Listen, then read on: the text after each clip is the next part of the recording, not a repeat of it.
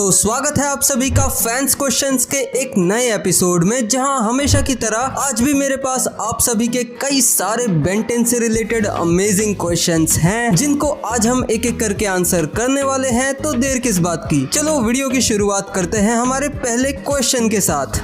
तो हमारा आज का पहला क्वेश्चन ये है कि बेन 10 ओमनीवर्स के फ्लैशबैक में हमें ये दिखाया गया था कि 10 साल वाले बेन के पास एक नया एलियन था जो कि था फीडबैक। और अगर बेन के पास ये एलियन 10 साल की उम्र से ही था, तो फीडबैक का कभी एलियन फोर्स या अल्टीमेट एलियन में जिक्र क्यों नहीं किया गया? तो देखो, पहली बात तो बेन के पास फीडबैक 10 साल की उम्र में नहीं बल्कि 11 साल की उम्र में था। और दूसरी बात ये कि बेन 10 ओमनीवर्स से पहले फीडबैक को दिखाने का कोई प्लान ही नहीं था। बेन 10 ओमनीवर्स के टाइम पे ही फीडबैक को क्रिएट किया गया, उसके डिजाइन को फाइनलाइज किया गया और उसके अराउंड एक स्टोरी बिल्ड की गई कि हम इसको ऐसे दिखाएंगे कि बेन के पास ये एलियन 11 साल की उम्र से ही था, लेकिन मेलवेयर के चलते ये एलियन ओमनिट्रिक्स से डिलीट हो गया था। बेन 10 के क्रिएटर्स ने एटॉमिक, स्टोइपिक और क्वांटिमिलिया को कब और कैसे दिखाना है इसका प्लान पहले से बना के रखा होगा, इसलिए हमें इनका हिंट बहुत पहले ही दे दिया गया था। लेकिन ऐसा फीडबैक के साथ नहीं किया गया, मतलब फीडबैक को लेके पहले से कोई भी प्लानिंग नहीं की गई थी, इसलिए हमें इसका एलियन फोर्स और अल्टीमेट एलियन में ना ही कोई मेंशन मिला और ना ही कोई हिंट। बाय एनी चांस क्या एलियन एक्स के पास 2 से ज्यादा पर्सनैलिटीज हो सकती है? अरे भाई, पहले से ही एलियन एक्स के पास 2 से ज्यादा पर्सनैलिटीज हैं। सरीना जो कि है the voice of love and compassion, Bellicus जो कि है the voice of rage and aggression, और बेन जो कि है द वॉइस ऑफ रीजन। तो हो गई ना 3 पर्सनैलिटीज। क्या कैनन बोल्ट की स्पीशीज के पास जेंडर्स होते हैं? कहने का ये मतलब है कि क्या कैनन बोल्ट की स्पीशीज में मेल फीमेल होता है या नहीं होता? जिसका जवाब ये है कि हाँ, इनमें भी जेंडर्स होते हैं, इनमें भी मेल फीमेल होते हैं, लेकिन उनमें विजुअली बहुत ज्यादा कुछ डिफरेंस नहीं होता। जैसा कि आप अभी स्क्रीन पे बेन के कैनन बोल्ट और ग्वेन 10 के कैनन बोल्ट में देख ही सकते हो। जब बेन ने 5 साल के लिए ओमनिट्रिक्स निकाल दी थी, तो उन 5 सालों में क्या हुआ था? और भला पृथ्वी को एलियन से प्रोटेक्ट किसने किया? तो अर्थ को प्रोटेक्ट करने का काम तो प्लम्बर्स ने ही किया होगा। और इन 5 सालों के गैप में बहुत सारी चीजें हुई थी, जैसे कि विल्गैक्स ने अपने आप को और ताकतवर बनाया, कई सारे प्लैनेट्स को उसने कॉन्कर किया, खाइबर ने नेमेट्रिक्स के लिए बेन के एलियंस के प्रेडेटर्स के डीएनए को कलेक्ट किया। इन्हीं 5 सालों में धीरे धीरे डीएनए एलियंस और हाइब्रिड्स भी अपना पैर पृथ्वी पे जमा रहे थे, और नल वॉइड में सर्वांटिस केविन की मदद से नए नए म्यूटेंट्स को बना रहा था बेन को खत्म करने के लिए। और अगर मुझसे कोई चीज छूट गई हो जो कि इन 5 सालों के बीच में हुई थी, तो मुझे कमेंट्स में बता देना। अगला क्वेश्चन, बेन 10 में मेरा फेवरेट एलियन कौन सा है और बेन 10 की कौन सी मूवी मुझे सबसे ज्यादा पसंद है? तो बेन 10 के मेरे फेवरेट एलियंस कौन से हैं, इन पे मैंने पहले से ही एक वीडियो बना रखा है, जिसको तुम यहाँ ऊपर क्लिक करके देख सकते हो। और जहां तक बात रही मेरी फेवरेट बेन 10 मूवी की, तो वो है Ben 10 secret of the Omnitrix. तुम्हारी फेवरेट कौन सी है? क्या विल्गैक्स अपनी पावर एब्जॉर्ब करने वाली मशीन से बेबी एलियन एक्स की पावर्स को भी उसी तरह से एब्जॉर्ब कर सकता है जिस तरह से उसने डैगन की पावर्स को किया था? तो विल्गैक्स की जो पावर एब्जॉर्ब करने वाली मशीन थी, जिसे वॉक्स पेनिकुलस भी कहा जाता है, वो काफी पावरफुल मशीन है, जो कि सिर्फ पावर को ही नहीं बल्कि पूरे के पूरे लिविंग बीइंग को भी एब्जॉर्ब कर सकती है, अगर वो बीइंग पावर से बना है या फिर एनर्जी से बना हो तो, जैसे कि डैगन और पॉसिबली एनोडाइट्स। और जितना मैंने 2 मिनट की रिसर्च करी है, उसमें मुझे कहीं पर भी ये लिखा हुआ नहीं मिला कि ये मशीन सेलेस्टियल सेपियंस को एब्जॉर्ब नहीं कर सकती। तो इसलिए मेरे ख्याल से तो हाँ, विल्गैक्स अपनी इस मशीन यानी कि वॉक्स पेनिकुलस की मदद से बेबी एलियन एक्स की पावर्स को एब्जॉर्ब कर सकता है, जैसे कि उसने अल्टीमोस की पावर्स और डैगन को एब्जॉर्ब किया था।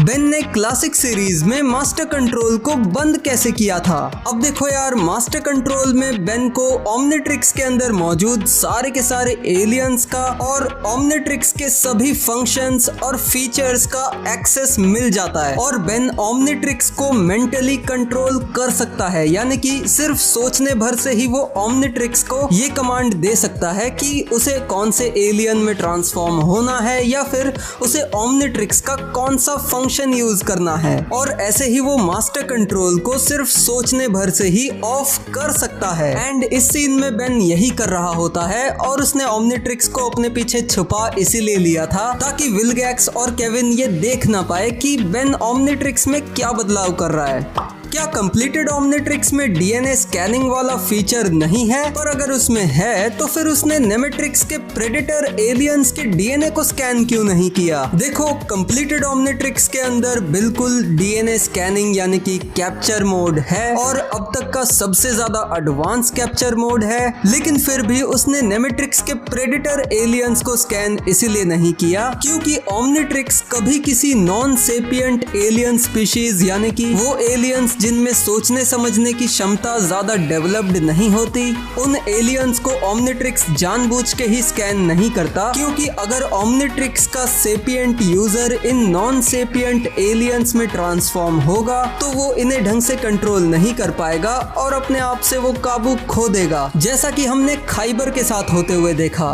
बेन 10 ओमनिवर्स के बाद कार्टून नेटवर्क पर दिखाए जाने वाले ओवरऑल जितने भी फनी और सिली आर्ट स्टाइल वाले नए नए कार्टून शोज हैं, क्या तुम्हें वो पसंद है? अब कार्टून नेटवर्क ने बेन 10 ओमनिवर्स के बाद से किड्स को टारगेट करते हुए जितने भी कार्टून शोज निकाले उनमें से मैंने थोड़े बहुत देखे हैं और वो मुझे अच्छे भी लगे थे, जैसे कि रेगुलर शो, एडवेंचर टाइम और टीन टाइटंस गो, और एक अंकल ग्रैंडपा करके भी एक शो आता था जो कि मुझे कभी समझ में नहीं आया, इसलिए मुझे वो पसंद भी नहीं है। और इनके अलावा भी कार्टून नेटवर्क के कई सारे नए वाले शोज हैं जो कि मैंने तो नहीं देखे। And to be honest, Cartoon Network वाले अपने चैनल के साथ क्या करते हैं क्या नहीं करते मुझे उससे घंटा फर्क नहीं पड़ता, बस वो एनिमे दिखाते रहे और बेन 10 की नई सीरीज ले आए बस। बेन 10 और किसी एनिमे को छोड़कर वो ऐसा कौन सा एनिमेटेड शो है जो कि तुम्हें सबसे ज्यादा पसंद है? अब तुम्हारा तो तुम मुझे कमेंट्स में बता देना, लेकिन मेरा जो है वो है ट्रांसफॉर्मर्स प्राइम और अवतार द लास्ट एयरबेंडर। एंड अब इनका आखिरी क्वेश्चन है कि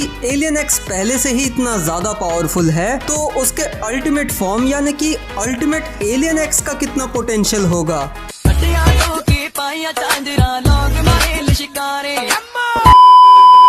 अगर केविन सेम टाइम पे दोनों हाथों से अलग अलग मेटल को एब्जॉर्ब करे तो क्या होगा? वैसे मुझे इस सवाल का जवाब देने की जरूरत भी नहीं है क्योंकि इसका जवाब मेरे 2 सब्सक्राइबर्स ने पहले ही दे दिया है कि 2 मेटल्स को एब्जॉर्ब करने पर केविन के ऊपर उन दोनों मेटल्स की लेयर चढ़ेंगी और एक एलॉय का फॉर्मेशन होगा जो कि दिखने में कलरफुल भी होगा। क्या लगता है, क्या कार्टून नेटवर्क वाले बेन 10 रीबूट को कंटिन्यू करेंगे या फिर वो बेन 10 एलियन फोर्स या अल्टीमेट एलियन जैसा कुछ बनाएंगे? अब मेरे ख्याल से तो वो अभी के लिए रीबूट को बिल्कुल भी कंटिन्यू नहीं करेंगे और ना ही वो किसी सीरीज पे काम करेंगे जो कि एलियन फोर्स या फिर अल्टीमेट एलियन जैसी हो। बिकॉज आज से 1-2 महीने पहले एक उड़ती उड़ती खबर आई थी कि कार्टून नेटवर्क वाले अभी बेन 10 की एक लाइव एक्शन मूवी पे फिलहाल काम कर रहे हैं और मुझे नहीं लगता कि इस मूवी के पूरा खत्म होने से पहले वो लोग किसी नई बेन 10 एनिमेटेड सीरीज पर काम करेंगे, फिर चाहे वो रीबूट का कंटिन्यूएशन हो या फिर प्राइम टाइमलाइन का कंटिन्यूएशन। पर हाँ, एक बार ये मूवी पूरी बन जाए और क्रिटिकली और फाइनेंशियली सक्सेस हो जाए तब कहीं जाके हम बेन 10 एलियन फोर्स या अल्टीमेट एलियन या फिर इनसे भी ज्यादा बढ़िया लेवल की बेन 10 की एनिमेटेड सीरीज को एक्सपेक्ट कर सकते हैं। क्या आप कभी सपने में बेन 10 बने हो? जब मुझे अपने सपने में ओमनिट्रिक्स मिली थी तो वो मेरा आज तक का सबसे ज्यादा बेस्ट सपना था। तो हाँ, मैं भी कई बार सपनों में बेन 10 बन चुका हूँ और ओमनिट्रिक्स यूज कर चुका हूँ और मैं जानता हूँ कि इस वीडियो को देख रहे सभी लोगों ने कभी न कभी सपने में बेन 10 होने का या फिर सपने में ओमनिट्रिक्स को इस्तेमाल करने का मजा जरूर लिया होगा। और इसी के साथ साथ तुम्हें कई बार कई अजीबोगरीब सपने भी आए होंगे, जैसे कि मुझे एक बार ये सपना आया था कि मेरे पास ओमनिट्रिक्स है लेकिन वो ढंग से काम नहीं कर रहा और मैं अपने पापा की दुकान के काउंटर में छुपता हुआ फिर रहा हूँ विल्गैक्स से, क्योंकि विल्गैक्स मेरे पीछे पड़ा हुआ था और जब उसने मुझे ढूंढ लिया तो फिर मैं वहाँ से भाग गया। कभी मैं उससे स्टिंग फ्लाई बन के भाग रहा हूँ, कभी 4 आर्म्स, कभी बिग चिल, और विल्गैक्स मेरा पीछा छोड़ने का नाम ही नहीं ले रहा और जहाँ जहाँ मैं जा रहा हूँ वहाँ विल्गैक्स तबाही मचा रहा है। एक सपना मुझे ऐसा आया था कि मैं एलियन एक्स बन के बिना बात के सुपरमैन से लड़ रहा हूँ। और एक गजब सपना तो मुझे ये आया था कि मैं छत पे गया और वहां मैंने देखा कि डोरेमोन वाला सुनियो खड़ा हुआ है और उसके पास ओमनिट्रिक्स है। और पता है उसने मुझे क्या कहा? पता है नोबिता, ये ओमनिट्रिक्स मेरे डैड अमेरिका से लाए हैं।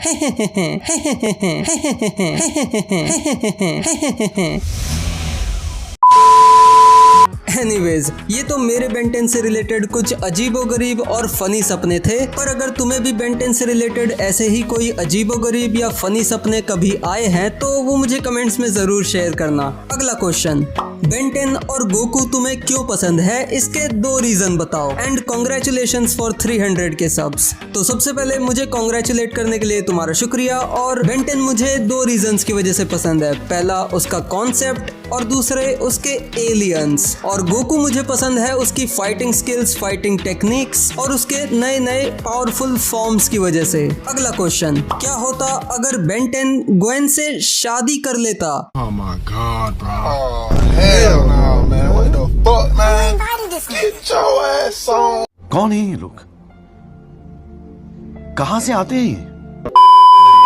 और इसी के साथ हमारे आज के क्वेश्चंस यहीं पर खत्म होते हैं, लेकिन मेरे पास अभी भी आप सभी के काफी सारे ऐसे सवाल बचे हैं जिन्हें मुझे आंसर करना तो है, लेकिन समय की कमी होने की वजह से उन क्वेश्चंस को मैं फैंस क्वेश्चन के अगले एपिसोड में आंसर करूंगा, जिसे अगर तुम बिल्कुल भी मिस नहीं करना चाहते तो अभी के अभी इस चैनल को सब्सक्राइब करके नोटिफिकेशंस ऑन कर लो, क्योंकि हो सकता है कि क्या पता उसमें तुम्हारा भी क्वेश्चन आ जाए। और बाकी तो इस वीडियो को लाइक शेयर जरूर करना, और मेरे पिछले जितने भी फैंस क्वेश्चंस के वीडियोस हैं उन्हें तुम सामने दी गई प्लेलिस्ट पे क्लिक करके देख सकते हो। तुम्हारे बहुत सारे बेंटेन के डाउट्स क्लियर हो जाएंगे, मैं वादा करता हूँ।